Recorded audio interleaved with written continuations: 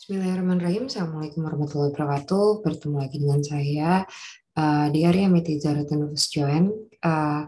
Pada statistika industri kali ini kita akan membahas tentang salah satu metode analisis dinamakan analisis location question karena kita memang mencari potensi suatu daerah atau suatu kawasan yang memungkinkan untuk kita mengetahui apa sih produk pangan apa yang bisa kita kerjakan atau produk pangan apa yang masih bisa kita olah, kita maksimalkan lagi yang melimpah di kawasan tersebut. Nah, ini.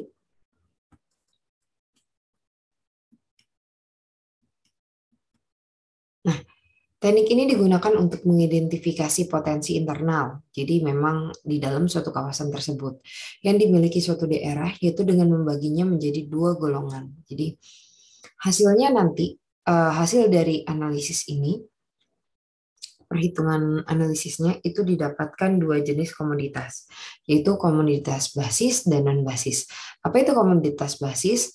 Merupakan komoditas dengan sektor yang kegiatan hasilnya bisa melayani kawasannya baik di dalam maupun di luar kawasan. Jadi misalnya ini di sebuah kawasan Bandar Lampung. Nah, kawasan Bandar Lampung ini memiliki banyak sekali potensi dari produk beras, produk telur, dan itu bisa mencukupi kebutuhan daerah kawasan Kota Bandar Lampung tersebut dan juga dikirimkan untuk kawasan yang lain. Tapi kalau dia merupakan sektor non basis berarti dia bisa menyediakan produk yang dibutuhkan oleh masyarakat hanya di kawasan tersebut. Jadi telurnya hanya bisa digunakan di kawasan tersebut. Bahkan bisa jadi kurang di dalam kawasan tersebut untuk menghasilkan telur atau untuk menyediakan telur bagi masyarakatnya. Nah, itu namanya sektor non basis. Jadi jangankan untuk keluar wilayah, untuk wilayahnya sendiri aja kita masih bingung nih bagaimana cara menyediakannya. Nah, itu. Jadi kita akan melihat sebuah produk itu bisa atau tidak mencukupi kebutuhan di daerahnya sendiri. Apakah bisa dikirim keluar ataupun tidak, dan maksimal kita harus memaksimalkannya seperti apa gitu. Oke. Next, dalam metode ini dilakukan perhitungan berdasarkan perumusan komposisi dan pergeseran komoditas-komoditas pertanian suatu wilayah dengan menggunakan tingkat produktivitas produk. Jadi di dalam nah, ini adalah perhitungan Elki dalam Handayana 2003 menggunakan rumus sebagai berikut. Jadi memang Handayana ini merumuskan sebuah rumus untuk mencari location question-nya atau nilai potensi di dalam wilayah tersebut. Dan bagian-bagian lainnya dikesampingkan. Jadi memang kita hanya melihat komoditas tersebut. Jadi misalnya nih, ini saya jelaskan dulu rumusnya ya. Jadi ada rumus LQ sama dengan FIR dibagi FR dibagi lagi menjadi FIN dibagi FN. Nah, ini kalau dilihat berarti komoditas di kecamatan tersebut dibagi dengan nilai komoditas di kecamatannya. Kemudian komoditas di kabupaten dibagi dengan nilai komoditas di kabupaten. Jadi sebenarnya apakah komoditas tersebut nilai rumusnya itu mutlak seperti ini? Iya, mutlak. Tapi komoditas di kecamatannya bisa diganti. Jadi kalau misalnya nih kita melihat suatu komoditas di sebuah provinsi, kita melihatnya komoditas di sebuah kabupaten, jadi antar kabupaten di dalam provinsi tersebut. Nah, kita juga bisa. Jadi komoditas di Kabupaten A dibagi dengan nilai total komoditas di Kabupaten A, kemudian dibagi dengan komoditas di Provinsi A, kemudian dibagi dengan nilai total komoditas di Kabupaten Provinsi tersebut. Jadi wilayah yang kecil tersebut, wilayah yang ingin kita cari itu dibagi dengan wilayah yang besar.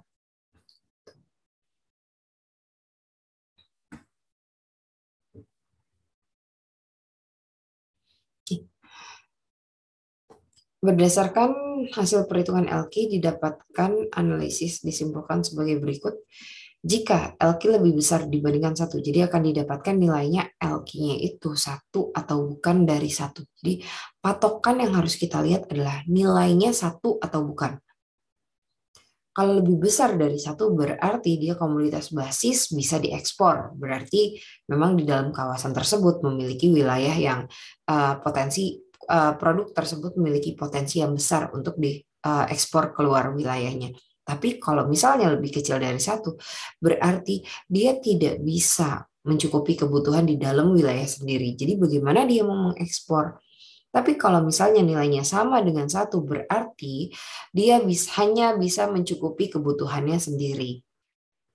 Tidak untuk dipasarkan keluar, tapi dibilang kekurangan juga di dalam, itu tidak. Jadi hanya untuk kebutuhannya sendiri bisa bisa mencukupi, tapi tidak bisa di luar dan tidak bisa dan dikatakan kurang pun tidak.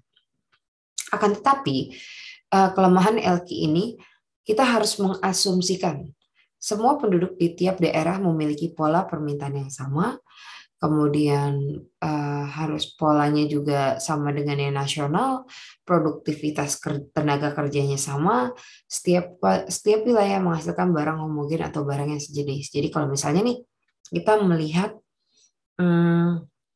hasil dari kelapa atau batok kelapa, kita melihat potensi wilayahnya di kota Bandar Lampung, di kota Metro, di kota berbagai jenis kota di Provinsi Lampung ini bisa kita lakukan dengan asumsi bahwa permintaannya semuanya sama. Semuanya minta 500 permintaan. Jadi dianggap sama, kemudian polanya juga sama, nilai nilai nilai jualnya sama. Jadi kita tidak melihat hal-hal lain kecuali berapa banyak atau berapa jumlah panen atau berapa jumlah tingkatan potensi dari atau jumlah panen kualitasnya atau jumlah produktivitas dari produk tersebut di dalam suatu wilayah. Jadi hanya itu yang dinilai. Jadi kita mengenyampingkan nilai-nilai yang lainnya. Untuk mempermudah dalam melakukan memahami LQ tersebut, ini ada saya berikan, kebetulan memang saya tesisnya tentang LQ, jadi dapat kita bahas bersama. Nah, kebetulan saya merupakan salah satu mahasiswa S2 yang membahas tentang LQ. Kebetulan yang saya pilih adalah Kabupaten Lampung Selatan, yang dilakukan pada bulan Mei sampai dengan bulan Juni. Oke, dengan menggandeng pihak-pihak yang terkait seperti Dinas Pertanian, Dinas Perikanan, dan lain sebagainya. Yang dinas terkait, Dinas Perindustrian, saya ajak kerjasama untuk mengetahui komoditas apa sih yang ada di kota Kabupaten Lampung Selatan ini. Ini adalah tahap penelitian yang saya lakukan. Yang pertama itu ada pengumpulan data terlebih dahulu.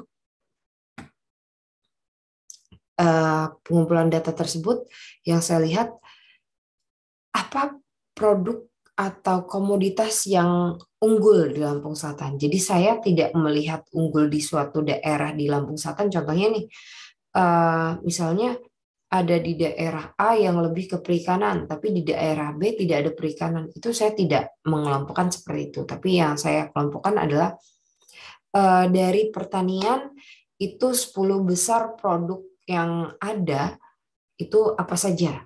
Kemudian dari perikanan 10 yang besar itu apa saja. Dari peternakan itu saya minta 3 yang besar apa saja. Kemudian saya akan melihat bahwa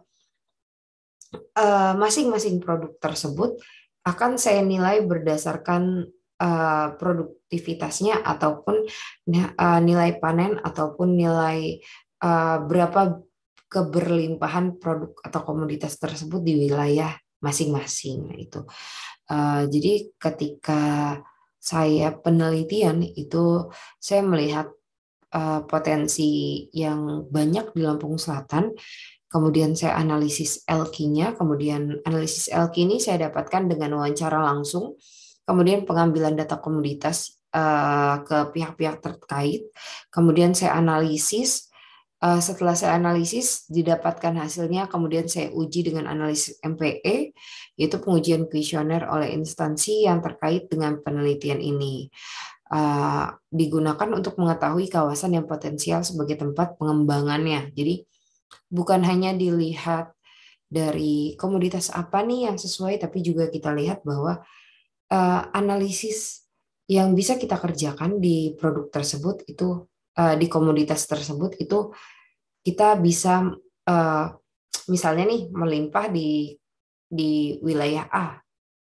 Kita akan lihat tapi wilayah A ini walaupun melimpah cocok atau tidak untuk sebuah agroindustri produk tersebut. Nah, itu. Kemudian ada metode SWOT di akhir tesis saya. Jadi melibatkan beberapa banyak pakar, tapi yang saya bahas hanya di LQ saja. Ini prosesnya ada nilai pertumbuhan produktivitas yang saya carinya, kemudian dengan rumus yang memang sama dengan Handayana. Oke, inilah hasil dan pembahasan yang saya kerjakan untuk yang LQ. Jadi ternyata ketika saya menggunakan LQ, saya meminta beberapa produk atau tanaman yang memang ada di Lampung Selatan itu saya tanya-tanya dulu ke beberapa dinas, itu ada produk pertanian, hortikultura, perkebunan, peternakannya apa. Ini saya kelompokkan. Ini adalah data primer yang saya dapatkan. Kemudian saya akan melihat, nah ini hasil nilainya. Komoditas pangan itu akan didapatkan bahwa untuk tanaman pangan ini ada beberapa jenis produk komoditas. Kemudian akan saya hitung per tiap kecamatan. Jadi saya dapatkan bahwa dia basis atau non basis. Ini hasilnya. Kemudian akan saya urutkan bagian mana yang menurut secara LQ, bagian mana yang memiliki hasil analisis yang tinggi nilai LQ-nya. Begitu juga dengan yang lain.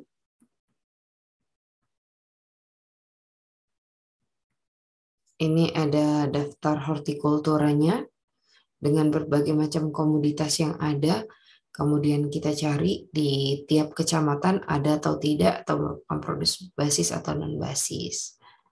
Begitu juga seterusnya, sehingga didapatkan kesimpulan bahwa Lampung Selatan ini memiliki daerah yang kaya akan produk basis sebenarnya, tapi pemanfaatannya memang belum maksimal.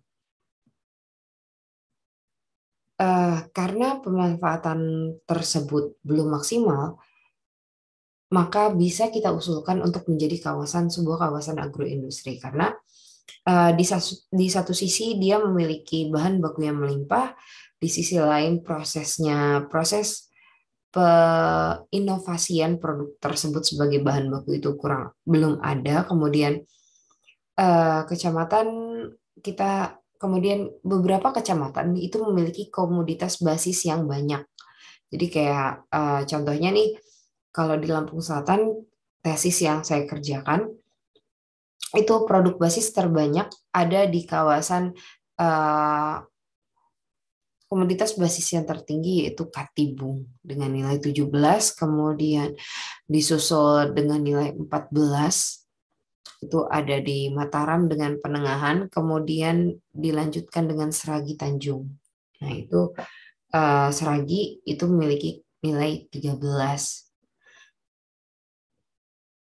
Nah, mungkin itu aja contoh dari yang saya punya dan yang saya lakukan. Semoga bisa bermanfaat.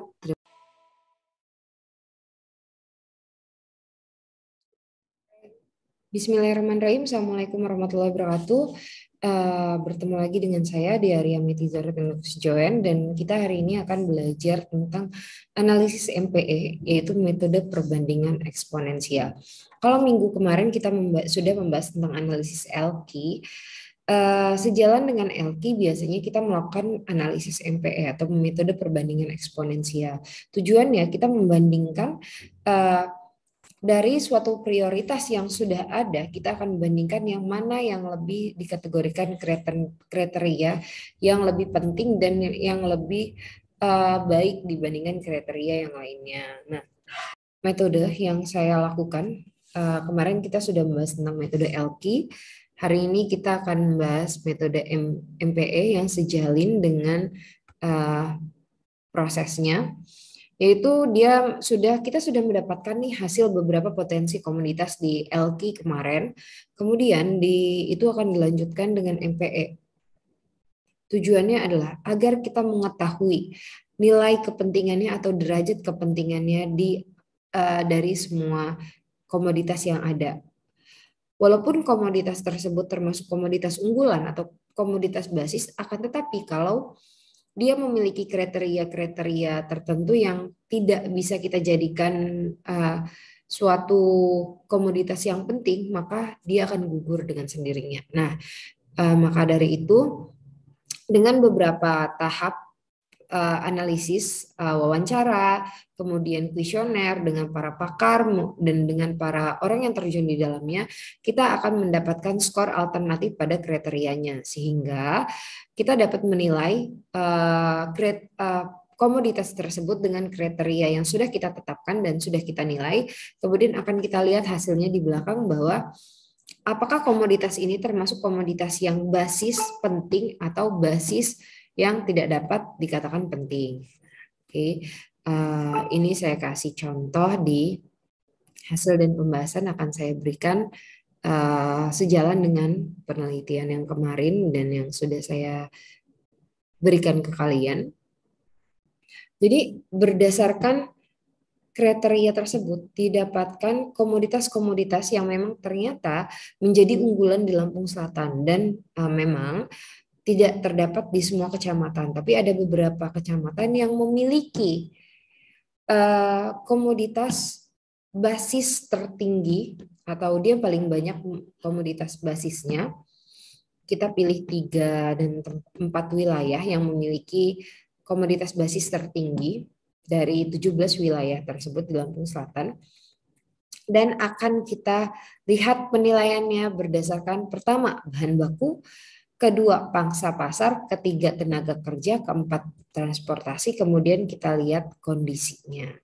Jadi di dalam MPE ini kita akan melihat penilaian tersendiri, kriteria atau derajat kepentingannya setiap alternatif industri. Apakah memungkinkan produk tersebut menjadi produk basis? Oke. Kegiatan yang pertama yang kita lakukan adalah kita menelaah apa sih di dalam wilayah Lampung Selatan ini, apa yang akan dijadikan tonggaknya, kemudian di kawasan potensial tersebut, sehingga bisa kita buat kawasan industrinya. Nah, dengan pertama yang kita lakukan adalah kita berkoordinasi dengan pihak terkait, dari pihak PU-nya untuk melihat kondisi lingkungan, kemudian apakah walaupun bahan baku melimpah di suatu daerah, jika kita tidak dapat menjamah bahan baku tersebut atau memang daerah jalannya tidak memungkinkan, maka bisa dikatakan produk tersebut bukan merupakan komoditas penting di dalam wilayah tersebut. Nah, yang harus dibenahi apa dulu? Apakah jalannya ataukah produktivitasnya yang tinggi ini kita maksimalkan baru kita membenarkan jalan. Nah, itu bagian mana yang harus kita tangani terlebih dahulu, itu juga akan dianalisis pada kuesioner. Jadi kita membuat kuesioner yang sudah berkoordinasi dengan para dinas, berbagai macam dinas dan juga para pakar yang mengetahui betul apa yang harus dilakukan ketika penelitian ini. Berikut alternatif kawasan agroindustri di daerah Kabupaten Lampung Selatan. Nah, ini ada merupakan kriterianya. Jika melihat bahan baku itu baiknya atau banyaknya produk basis ada di mana. Itu akan terlihat ini ada 4,6, kemudian ada 4,4, ada yang 3,8. Ini akan terlihat dari bahan baku mana yang melimpah. Kemudian kita harus juga melihat pangsa pasarnya. Apakah banyak pangsa pasar ataukah dia bisa bahan baku tersebut bisa diserap oleh pasar atau tidak. Kemudian kita akan melihat tenaga kerjanya. Mahalkah tenaga kerja yang kita akan ambil di daerah tersebut? Dan juga bagaimana proses pengambilannya?